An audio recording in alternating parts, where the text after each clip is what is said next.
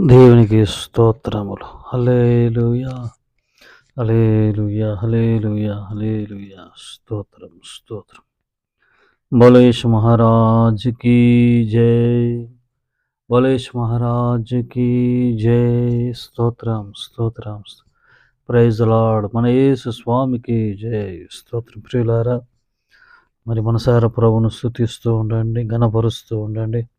నోరు తెచ్చి యేసయ్య నామాన్ని ఘనపరచండి. అందరు నోరు తెచ్చి ఉదయకాల సమయంలో ప్రియులారా మరి అందరూ నోరు తెచ్చి దేవుని నామమును స్తుతించండి. డేలిబరెడ్డి అరుణోదయ ప్రార్థనలో అందరండి. స్తోత్రం, స్తోత్రం, స్తోత్రం, స్తోత్రం, స్తోత్రం, స్తోత్రం, స్తోత్రం, స్తోత్రం, స్తోత్రం, స్తోత్రం, స్తోత్రం, దేవునికి స్తోత్రము గానము చేయుటయే మంచిది. మనమందరము స్తుతి గానము చేయుటయే మంచిది. దేవునికి స్తోత్రము గానము చేయుటయే మంచిది. మనమందరము స్తుతి గానము చేయుటయే మంచిది. యెరూషలేము యెహోవాయే కట్టుచున్నవాడని. యెరూషలేము యెహోవాయే కట్టుచున్నవాడని.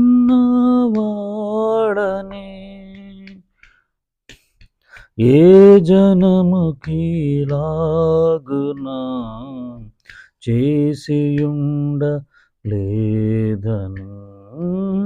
ఏ జనముకిలాగునా చేసియుండ లేదని.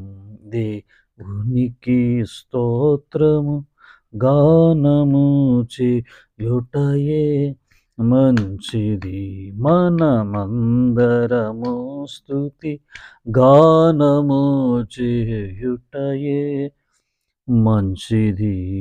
స్తోత్రం, స్తోత్రం, స్తోత్రం, స్తోత్రం. దేవునికి మహిమ ఘనత కలుగునుగాక, ప్రభావం కలుగుగాక. ప్రభు మనకిచ్చిన నూతన దినాన్ని బట్టి ప్రియులారా మనసారా ప్రభువును స్తుతిద్దామంటే నోరు తెచ్చి అందరూ స్తోత్రం, స్తోత్రం, స్తోత్రం, స్తోత్రం, స్తోత్రం, స్తోత్రం.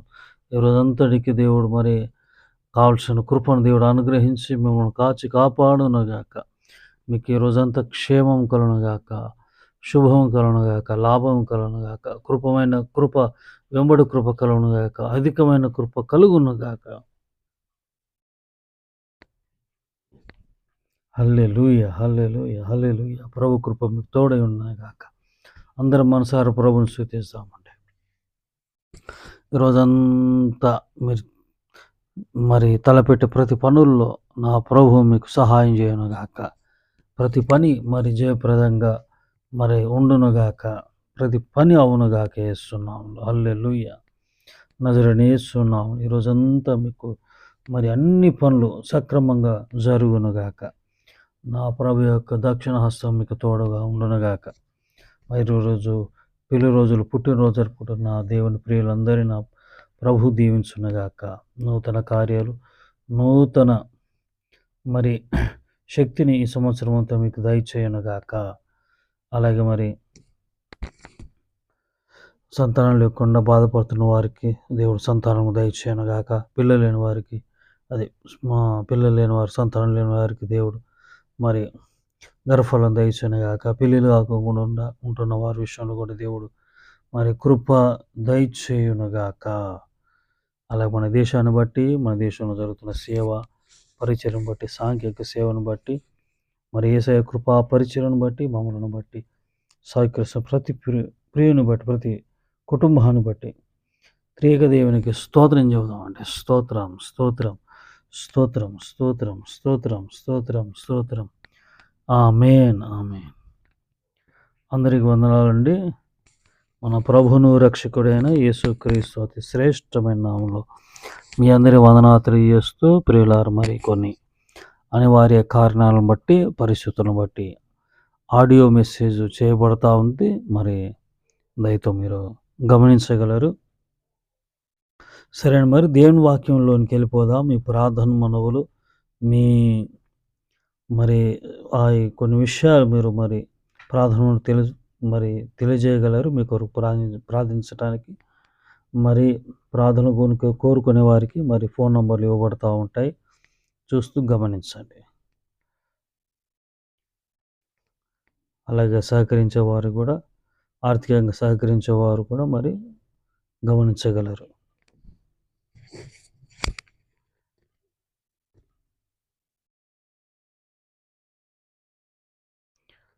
వాక్యంలోనికి వెళ్ళిపోదామండి. పరిశుద్ధ గ్రంథంలో నుండి కీర్తనలు 35 చరణం అండి. కీర్తనలు 35 చరణం చూద్దాము. కీర్తనలు 35 చరణము చివరి 2వ వరుస చదువుతాను. 5 ఆయన దయ ఆయుష్కాలమంతయు నిలుచును. Praise the Lord. ఏంటండి?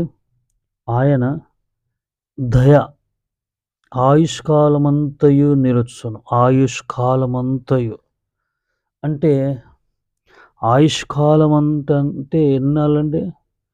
10 ఏళ్ళ, 20 ఏళ్ళ కాదు. అంటే మనం బ్రతికున్నాళ్ళు ఆయన దయ అనేది మన పట్ల నిలుస్తుంది.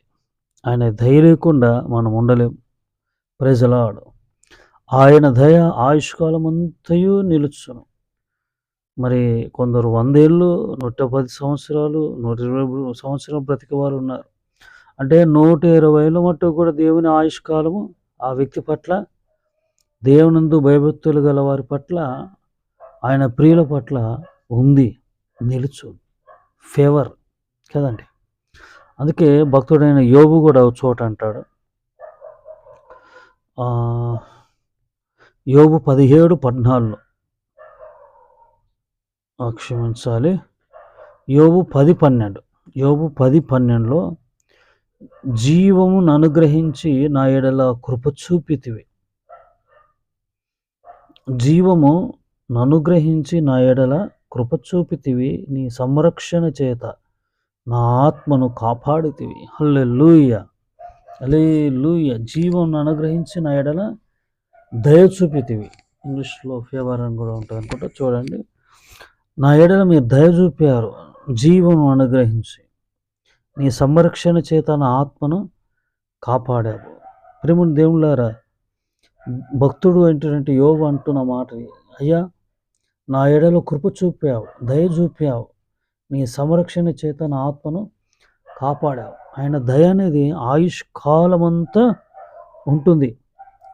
అంటే మనం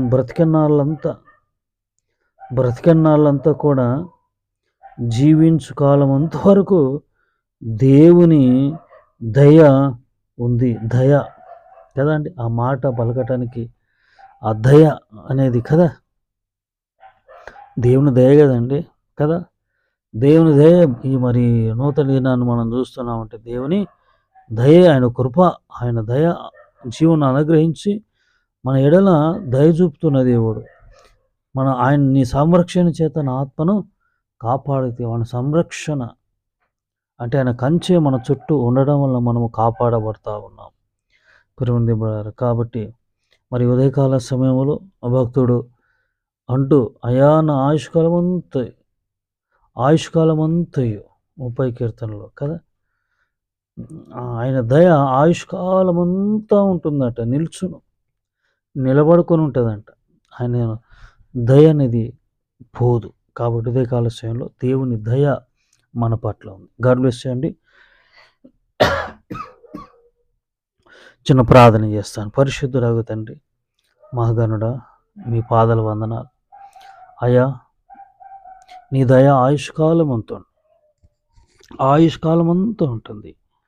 అయ్యా జీవన అనుగ్రహించి నా ఎడల ప్రభా దయ చూపావు, కృప చూపావు. భక్తుడు యోబు కూడా అంటా ఉన్నాడు,